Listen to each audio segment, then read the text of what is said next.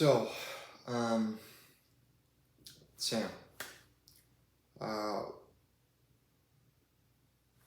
the following 8 minutes, I will be telling you what my findings are. Um, I'll discuss a follow up, and then we'll talk about a plan, um, some of the things I found, and what our plan of action is going to be to address the root cause of your pain. So when you first came into my clinic, I noticed you had a slightly louder foot gait on the right foot. And my hypothesis then was possibly right side posterior lateral disc bulge. Basically what that means, the back right side of your disc. However, I noticed that you were sitting very chest proud.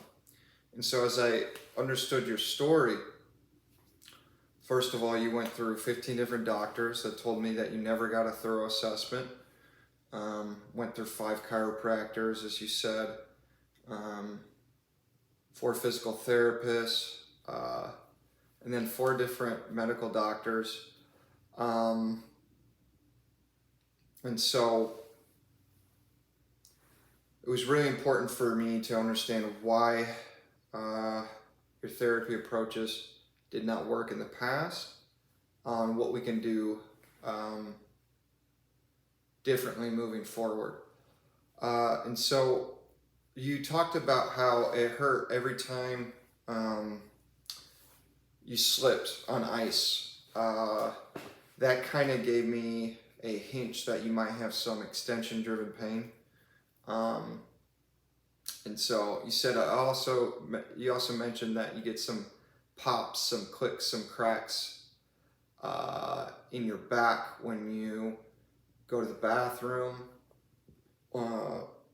You also mentioned you don't like being hugged from the side. That was making me think about possible shear load instability. So that's why we went down to the lower floor of my clinic. We performed a very thorough low back specific orthopedic assessment. What you have is, simply put, you have a little bit of facet joint instability caused by a little bit of loss of disc height on that right side posterior lateral aspect of your disc. This was a cumulative degeneration. And so the date of onset, it wasn't that day that you punted on a hot summer July 14th, 2017 day that broke your back per se. Not literally broke your back, but you started feeling symptoms on that day due to the cumulative things you were doing. Your disc is like your t-shirt. It adapts by toughening adaptation, so heavy squat training, and then elastic adaptation, which is the punting, the kicking you were doing, the stretching. I think it was the combination of doing heavy squats, albeit not just that, but not the best form. You're squatting too fast.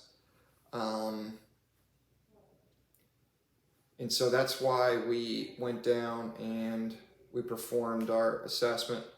The Stork test was the big test that indicated why you had that extension facet driven pain. We needed a spondy test to confirm to make sure it wasn't anything more. So luckily you don't have a spondy fracture. You just have a bit of facet joint irritation. It's quite cumulative. The good news is the key is to stop the acute repeated offense. So let's lay off the heavy extension. I also, when I gave you a bear hug, it provoked your pain. When I told you to stiffen the core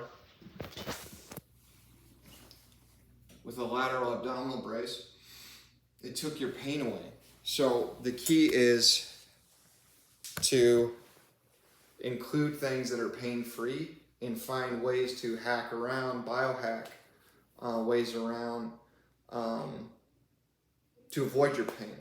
So if we can do that, I think that we have a real recipe for success. But I'm just going to show you some basic movement patterns I want you to perform on a daily basis. All right? This first one is the lunge. So when you pick up and you drop something, come here. I don't want you flopping on the floor like you have in the past. The second one is the hip hinge. So watch me. I sit back, right?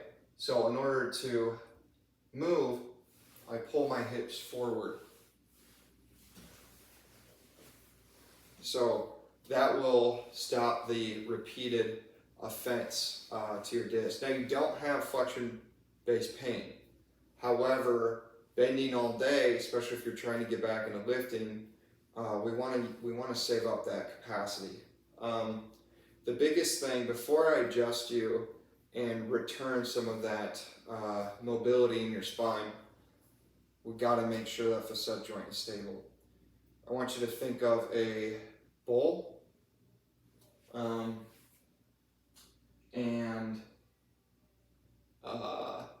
pretend you have a marble inside the bowl. Okay, if I were to, this is a spine that has a lot of potential energy. There's a lot of stiffness, has a lot of stability. The outside is a forces perturbation. So if I knock this around, the spine is still stable because the potential energy is high.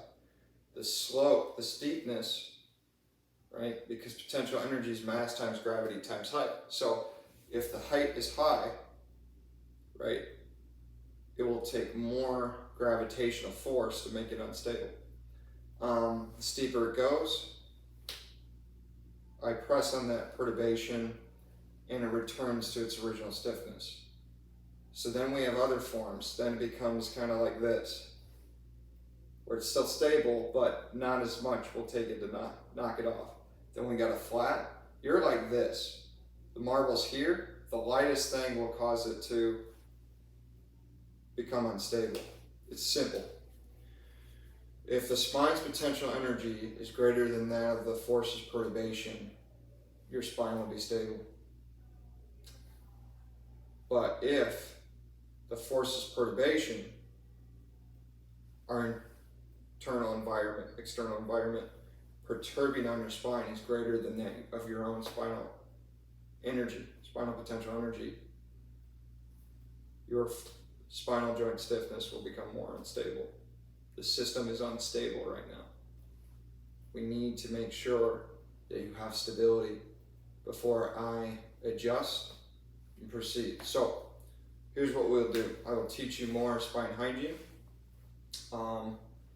When you brush your teeth, I want you using a hip hinge here. Pull through there. Very good. When you pull, I want you to use a lawnmower this way. When you're vacuuming, you want the transmissional vector in the same line of the spine. And we'll continue to follow up through more assessments, but we'll meet every 3 weeks. We'll progress from there. But the goal right now, these next 3 weeks, is desensitize your spine. Use spine hygiene. Then we will incorporate more spinal stability exercises like the McGill Big 3, done with perfect spine hygiene, of course, perfect coaching, and at the perfect dose. And I'll figure out that dose within the next 3 weeks. Thank you. And stick with me. Your pain is not a life sentence.